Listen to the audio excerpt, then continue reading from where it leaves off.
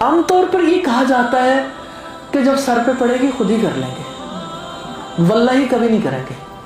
اور آپ دیکھ لیں اتنی زیادہ بڑھتی ہوئی طلاق کی ریشو, خلا کی ریشو کیا بتاتی ہے. اتنے لوگ ہیں جن کی ناراضگیاں آپس میں ثبوت نہیں کریں گے تو نتیجہ کیا نکلے گا؟ جیسے ویسٹ میں خاندان ٹوٹ گیا, فیملی کا انسٹیٹیوشن ٹوٹے گا تو نتیجہ کیا نکلے گا؟ نہ عورت کے لیے کوئی سکون ہے, نہ مرد کے لیے کوئی سکون ہے. اس لیے ہمیں سر جوڑ کے سوچنا چاہیے بھی, یعنی جو دین پڑھتے ہیں وہ بھی اپنے گھر بسانے کے لیے اپنے آپ کو عاجز پاتے ہیں, ان کے لیے بھی بہت زیادہ مشکل ہو گیا. تو میں سمجھتی ہوں کرٹیسائز کرنے کی بجائے یہ سمجھ لینا چاہیے کہ دیکھیں آخر سوسائٹی کے اندر طلب ہے نا, تڑپ ہے, سب چاہتے ہیں کہ ایسا ہو, لیکن ہر کوئی یہ سمجھتا ہے کہ کوئی اور ہی کر لے. اللہ تعالیٰ کہتے ہیں اگر مجھے پہچاننا ہے اس رشتے سے پہچانو. کس طرح سے مرد جو اس کی نیچر ڈیفرنٹ, اللہ تعالیٰ کہتے ہیں وَمِنْ آيَاتِهِ أَنْ خَلَقَ لَكُم مِّنْ أَنفُسِكُمْ أَزْوَاجًا. یہ اللہ کے سائنس میں سے, اگر آپ اللہ کو پہچاننا چاہتے ہو, آپ ابھی تھوڑی دیر پہلے بات ہو رہی تھی کہ آپ اللہ تعالیٰ سے محبت کریں گے تو اللہ تعالیٰ کی باتوں کو ماننا آسان ہوگا. تو محبت کے لیے پہلے جان پہچان ضروری ہوتی ہے نا. تو اللہ تعالیٰ کہتے ہیں اگر مجھے پہچاننا ہے اس رشتے سے پہچانو. کس طرح سے مرد جو اس کی نیچر ڈیفرنٹ, اس کی باڈی ڈیفرنٹ, اس کے کام کرنے کے انداز ڈیفرنٹ, رسپانسبلٹیز ڈیفرنٹ ہے. عورت کو اللہ تعالیٰ نے مختلف بنایا, اس کے جذبات, اس کے ایموشنز, سوچنے کا انداز, اس کے معاملات, سب کچھ ڈیفرنٹ ہوتا ہے. تو اللہ تعالیٰ پھر بھی ان کو ایک بانڈ بنا دیتے ہیں دونوں کے درمیان. اللہ تعالیٰ کہتے ہیں وَجَعَلَ بَيْنَكُمْ مَوَدَّةً وَرَحْمَةً, کہ اس نے تمہارے درمیان جوانی کی محبت اور بڑھاپے کی رحمت, بے غرض محبت بھی پیدا کر دی. اور اللہ تعالیٰ نے یہ نشانیاں اس لیے رکھی تاکہ لوگ غور و فکر کریں. دوسری بڑی بات یہ ہے رشتے کے حوالے سے کہ یہ رشتہ اللہ تعالیٰ نے بنایا, یہ اللہ کے سائنس میں سے. دوسری بات یہ کہ اس رشتے کی جو محبت ہے نہ حسن سے ملتی ہے, نہ مال سے ملتی ہے, نہ حسب نسب سے ملتی ہے, نہ کسی اور ریزن سے. پھر محبت کیسے ملتی ہے؟ اللہ تعالیٰ کہتے ہیں کہ رحمان کے بندے وہ ہیں جو اللہ تعالیٰ سے دعا کرتے ہیں ربنا حب لنا من ازواجنا وذریاتنا قرۃ اعین وجعلنا للمتقین اماما.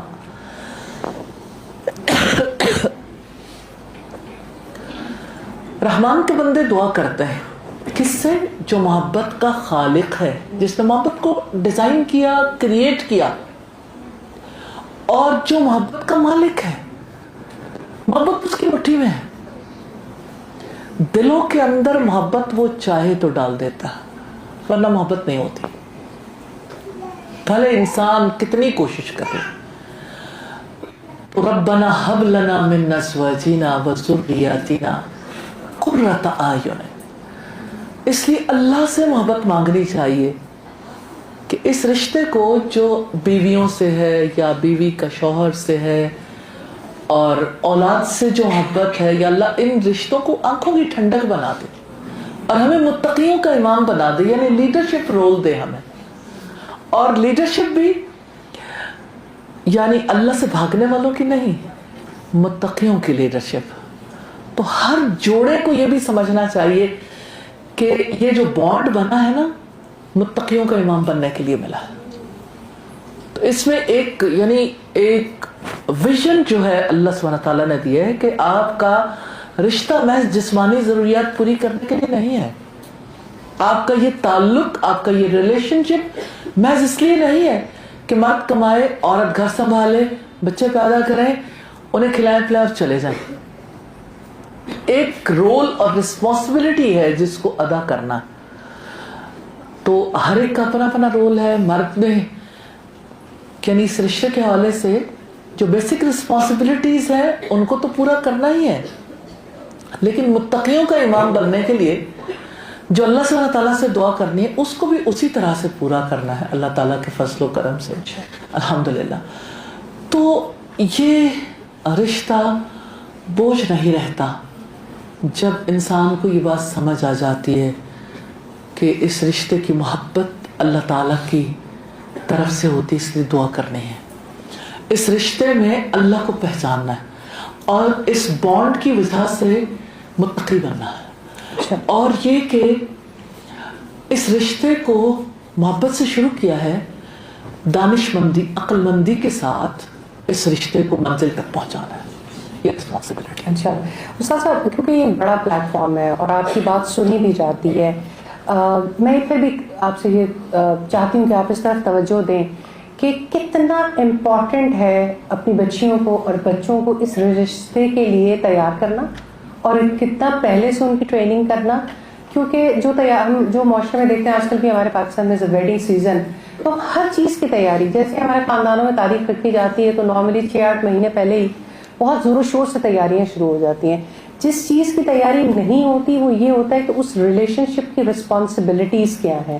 فینٹیسیز تو بہت ساری ہوتی ہیں لیکن رسپانسبلٹی پہ پیرنٹس کے پاس، کیونکہ بہت ساری مائیں یہاں پہ بیٹھی ہیں، ان کے پاس کوئی باقاعدہ پلان نہیں ہوتا بیٹے کے لیے، بیٹیوں کو شاید کسی حد تک، خیر اب تو وہ بھی نہیں سمجھایا جاتا، لیکن بیٹوں کی یہ تو کوئی پلان ہے ہی نہیں. اس کی کوئی پریکٹیکل ٹپ ضرور دیں اور اس کی امپورٹنس پہ بھی ضرور بات کریں. بڑی امپورٹنٹ چیز ہے جس کی طرف آپ نے توجہ دلائی ہے. اللہ تعالیٰ کا شکر ہے کہ اس نے توفیق دی. اور آپ امیجن کر سکتے ہیں کہ یہاں بیٹھی ہوئی بچیاں جو ہیں وہ یعنی 10 ایئرس کی بچی بھی بیٹھی ہے اور اس سے اوپر کی یعنی لیس دین 10 بھی ہیں. تو ہمارے کورس کا حصہ ہے میریٹل میٹرز اور ہم اس کی ضرورت کو سمجھتے ہیں. بڑا انفارچونیٹ ہے کہ سوسائٹی میں ایک بچی کو یہ نہیں سکھایا جاتا کہ آپ کو اللہ سبحانہ تعالیٰ نے کیوں پیدا کیا. بچوں کو بھی نہیں سکھایا جاتا. اور آپ نے ایک خاص سٹیج پہ جا کے جب ایک رشتہ ازدواج میں بندھنا ہے تو آپ کی کیا رسپانسبلٹیز ہیں. جب سکھایا نہیں جاتا تو نیچرلی پھر رول پلے کرنا بھی ممکن نہیں ہوتا. یہاں بیٹھی بھی ماشاءاللہ اتنی مائیں ہیں. میں آپ سے پوچھنا چاہتی ہوں کبھی آپ نے سوچا کہ میں نے اپنی بچی کو رشتہ ازدواج، میریٹل میٹرز، جو بھی اس رشتے کی ریکوائرمنٹس ہیں وہ سکھانی کہ آپ نے کس طرح اس رشتے کو نبھانا ہے.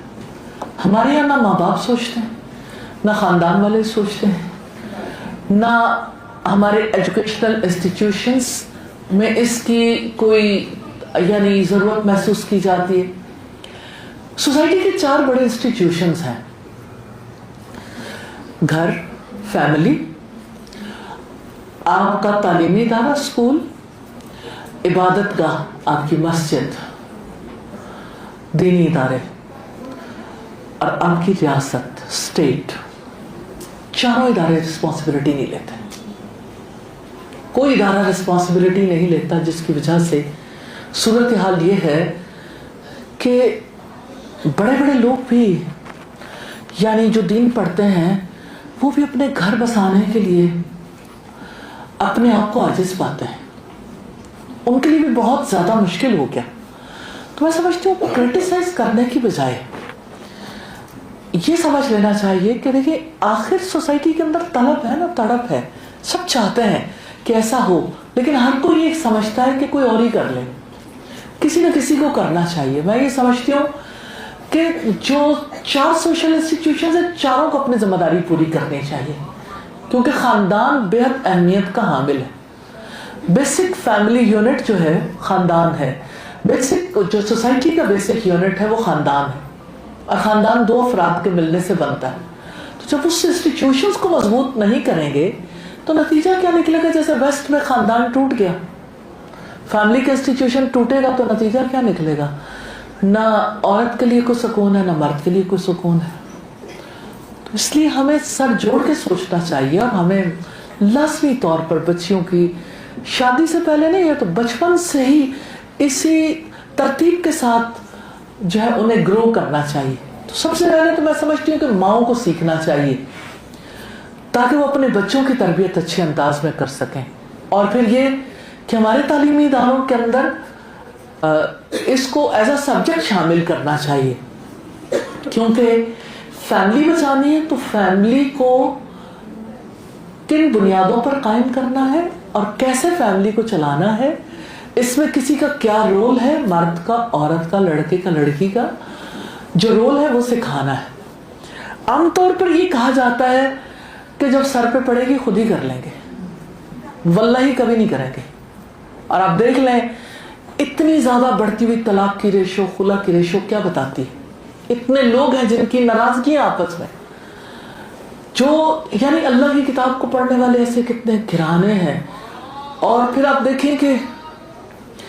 دیکھیں کہ جیسے دین پڑھنے والے کتنے لوگ ہیں جو فیملی لائف میں ناکام ہیں، ایک دوسرے کو سمجھ نہیں سکتے، ایک دوسرے کے بارے میں ایک دوسرے کو سپیس نہیں دیتے، ایک دوسرے کو رسپیکٹ نہیں دیتے، ایک دوسرے کو شاید ویسا انسان بھی نہیں سمجھتے. تو ہمیں ضرور اس بارے میں مل کے کوشش کرنی ہے. تو ہمیں اپنے بچوں کو ضرور اس بارے میں آگاہ کرنا ہے تاکہ ہمارا خاندان بچے، تاکہ معاشرہ ٹوٹ پھوٹ سے بچے. تو یہ جو چینج آئے گی نا ایجوکیشن سے آئے گی، اور بلیم گیم سے نہیں آئے گی، بیلنس کریٹ کرنے سے، بیلنس کریٹ کرنے سے. جی. اور یہ بات تو ذہنوں سے نکال دیں کہ سر پہ پڑے گی تو خود ہی سمجھ جائیں گے، جیسے ہم سمجھ گئے تھے، ہمیں بھی کوئی پتہ نہیں تھا. تو اس جہالت کو فروغ نہیں دینا چاہیے، کیونکہ یہ سیکھنے والا کام ہے.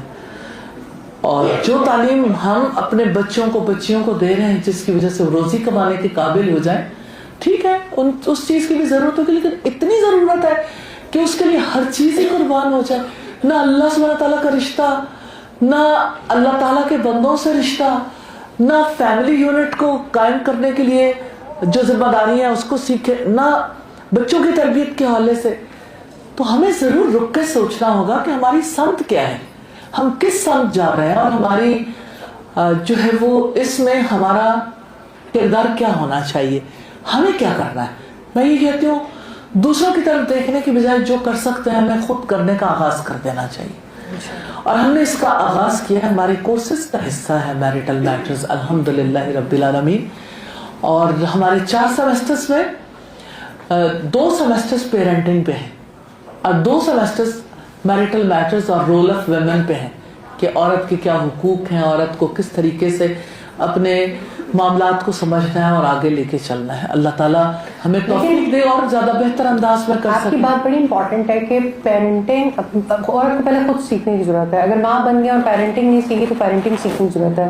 شادی ہو گئی، میرٹل میٹرز، آپ نے ہمیشہ جب بھی کورس ڈیزائن کیے ہیں بچوں کے لیے، آپ ہمیشہ کہتی ہیں کہ ماں ساتھ ایڈمیشن لے. اور اس پہ ہمارے اوپر بڑا بیک لیش بھی آتا ہے کہ آپ حفظ کروانا چاہتے ہیں تو آپ کہتے ہیں ماں پڑھنے آئے. آپ اسکول میں ایڈمیشن دیتے ہیں، آپ کی عجیب شرطیں ہیں. تو ہم نے جو ایکسپیرینس کیا تجربات کے ساتھ، کچھ مائیں جو ریئل ٹائم اپنے اولادوں کے ساتھ مخلص ہیں اور وہ واقعی چاہتی ہیں، باقی سب اسکول کے اوپر رسپانسبلٹی پھینکنا چاہتی ہیں اور وہ کہتے ہیں بہت بیزی ہیں، ہمارے اور بھی بچے ہیں اور بھی کام ہے. جو ریزسٹنس اصل بیئر کرنی پڑتی ہے وہ ماں کی طرف سے کرنی پڑتی ہے. معذرت کے ساتھ خواتین ریڈی نہیں ہیں بہت کچھ لرن کرنے کے لیے. تو یہ بات اس لیے میں نے ایک اپرچونٹی جانی کہ ہمیں لگتا ہے کہ نہیں ہر کوئی ریڈی ہے. شاید آپ اس سیشن میں بھی یہی سوچ کے آئے ہوں گے، لیکن جب ایک پراپر کچھ انسٹیٹیوٹس، جیسے استاذہ نے کہا کہ یہ سب کی رسپانسبلٹی ہے، حکومتوں کی بھی، جو آرگنائزیشنل سیٹ اپس کو چلاتے ہیں ان کی بھی. لیکن استاذہ میرا تجربہ، پچھلے دنوں آپ پاس ایک بچی کا ایشو آیا، میں اس لیے اس کو ڈیٹیل سے، جن کے بہت سارے ہم بچے میں پڑھ لیا، بچیاں گھر میں چلی گئی، انہوں نے میرٹل میٹر بھی پڑھ لیا، انہوں نے پیرنٹنگ بھی پڑھ لی، لائف اسٹائل مینجمنٹ بھی پڑھ لیا، بٹ جہاں پہ جا کے پریکٹیکل ہونا ہے وہ ماں کی اسپیس تھی. اور ماں سیکھنے کے لیے انفارچونیٹلی اتنی تیار نہیں ہے جتنے یہ بچے سیکھنے کے لیے تیار ہو گئے، لیکن ان کو پریکٹیکل کرنے کے لیے میدان نہیں مل رہا. بچہ ہارشنس بھی سیکھ رہا ہے، بچہ ایک دوسرے کو ڈچ بھی کر رہا ہے. جب ماں میرے سامنے کیس آیا تو اس دن کے بعد وہ بہت سوچنے میں مجبور ہوگی. جب ہم نے والدہ کو بلایا کہ آپ کی بچی جو ہے ان ساری پرابلمس کا شکار ہے تو آپ کی کوآپریشن چاہیے. اچھا وہاں پتہ چلتا ہے کہ ماں باپ کے درمیان میں اتنی چپکلش ہے ہر وقت کی کہ بچہ پہلے تو بہت زیادہ ایکسپلائٹ کرنا شروع کر دیتا ہے. پھر اگر ماں کو کسی بھی طریقے سے کہنا چاہے کہ آپ کا سیکھنا بہت ضروری ہے تو وہ کہتے ہیں کہ یہ ایک امپوز ڈسپلن ہے. تو بات کرنے کا ریزن یہ ہے کہ یہ ہماری کامن رسپانسبلٹی ہے. مدرہڈ سیکھنا ہوگا. यहाँ पे बहुत सारी नानियाँ दादियाँ भी बैठी हुई हैं, वो भी नानियों दादियों के दर्जे तक सब जब चली जाती हैं, लेकिन हो सकता है कि बहुत सारी चीज़ें लाइफ में नहीं सीखी होती. तो उस्ताद साहब इसके ऊपर भी मैं चाहती हूँ, क्योंकि वो जो माँ है उसी ने उस औलाद की तरबियत करनी है, क्योंकि मैंने ज़िंदगी में ऐसे बहुत से हादसा देखे हैं कि जहाँ पर जो रिलेशनशिप्स कायम नहीं हो पाते या ठहर नहीं पाते, उसमें सबसे ज़्यादा रोल वर्स पेरेंटिंग का होता है. यानी माँ बाप ने अपनी औलाद की जिम्मेदारी लेना सिखाया ही नहीं. और स्पेशली लड़कों के बारे में तो ये बात ठीक है, वुमेन के लिए तो ऐसे इंस्टीट्यूट्स हैं, किसी कोई बात कान में पड़ी सुनाई दे जाएगी, शायद वक्त पे याद भी आ जाएगी, लेकिन एक इनको प्रैक्टिकल के लिए कोई मैदान नहीं मिल रहा. और दूसरा ये है कि जब ये जाते हैं और जब इनके रिलेशनशिप जुड़ते हैं तो ऐसे लोगों से जुड़ जाते हैं जहाँ पर माओ ने वो ऐसे जो है वो अफराद तैयार किए हैं कि विच इज़ वेरी डेंजरस. तो again the parenting matters. Faisal आपने दुरुस्त कहा. मैं समझती हूँ कि आप भी जानते हैं कि जहाँ इंसान को किसी चीज़ का इल्म नहीं होता तो इल्म का ना होना जहालत कहलाता है ना. जहालत में जिद होती है, कोई अपनी जहालत को मानता नहीं, फिर जहालत को दूर करने के लिए कैसे तैयार होगा. हर कोई ये समझता है कि मुझे सब पता है. जहालत की निशानी ये है कि कोई समझे कि मुझे सब पता है. जब किसी को सब पता है तो जाहिर है कि फिर उसे आगे किसी से पूछने बताने की जरूरत ही नहीं पड़ती.